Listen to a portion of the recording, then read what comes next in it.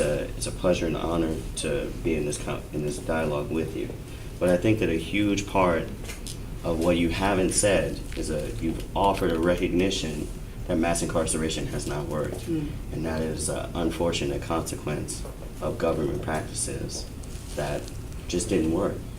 But the truth is that there's an extremely long history of unfortunate government practices that don't work, that particularly affect Black people and Black families. And until we as a country, and then the person who's in the seat that you seek, actually addresses the anti-Blackness current that is America's first drug. We're in a meeting about drugs, right?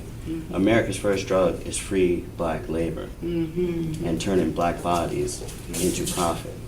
And the mass incarceration system mirrors an awful lot like the prison plantation system. It's the same. It's a similar thread, right? And until someone takes that message and speaks that truth to white people in this country, so that we can actually take on anti-Blackness as a founding problem in this country, I don't believe that there's going to be a solution, because what the conversations that are happening now and why there's so much cohesion across the divide, the red side and the blue side, is because of money. Right? We're spending a lot of money on prisons. We're spending more money on prisons than we are on schools, right? But if we look at it from a lens of let's solve this financial problem, and we don't look at the greater bottom line that African Americans who are Americans are suffering at greater rates than most other people, every other people, for the length of this country, then it's not going to go away. It's just going to morph into something new and evolved. And I genuinely want to know, you and your family have been, in no uncertain way, partially responsible for it, more than most.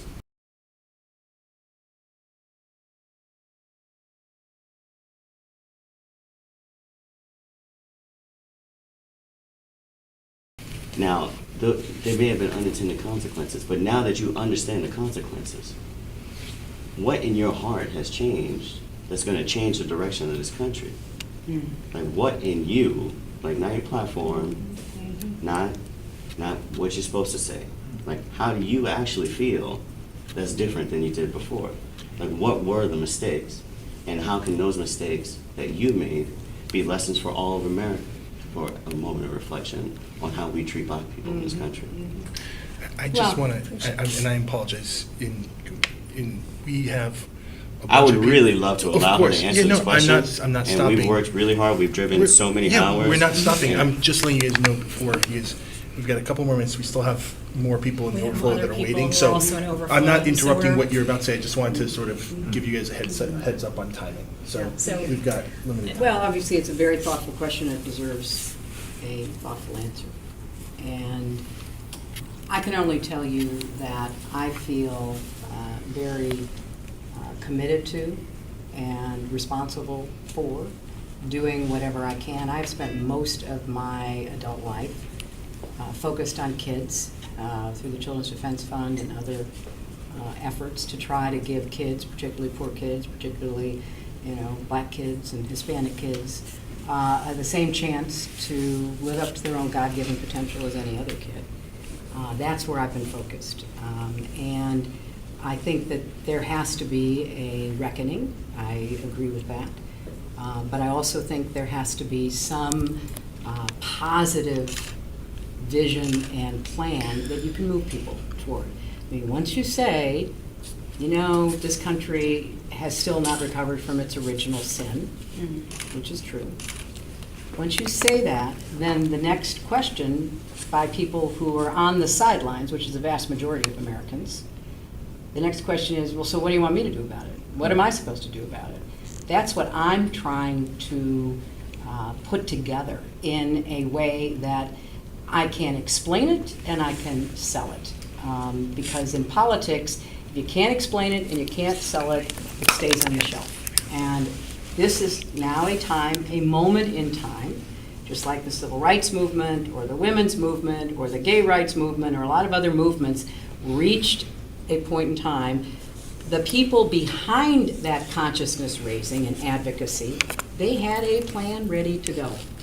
So that when you turn to, the women's movement, we want to pass this and we want to pass that and we want to do this, problems are not all taken care of, we know that. Obviously, I know more about the civil rights movement in the old days because I had a lot of involvement in working with people. So they had a plan, this piece of legislation, this court case we're going to make, et cetera, et cetera. Same with the gay rights movement. We're sick of homophobia, we're sick of being discriminated against, we want marriage equality, and we're starting in the States and we're going to keep going until we get it at the highest court of the land. So all I'm saying is your analysis is totally fair. It's historically fair, it's psychologically fair, it's economically fair. But you're going to have to come together as a movement and say, here's what we want done about it. Because you can get lip service from as many white people as you can pack into Yankee Stadium and a million more like it. We're going to say, oh, we get it, we're going to be nicer, okay? That's not enough, at least in my book. That's not how I see politics. So the consciousness raising, the advocacy, the passion, the youth of your movement is so critical. But now all I'm suggesting is, even for us sinners, find some common ground on agendas that can make a difference right here and now in people's lives. And that's what I would love to, have your thoughts about, because that's what I'm trying to figure out how to do. So yeah, deal with mass incarceration. It's not just an economic issue, although I grant you, some people see it like that.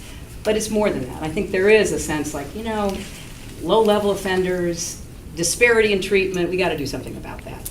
I think that a lot of the issues about housing and about job opportunities, ban the box, a lot of these things, let's get an agenda that addresses as much of the problem as we can. Because then you can be for something, in addition to getting people to have to admit that they're part of a long history in our country of, either proposing, supporting, condoning discrimination, segregation, et cetera.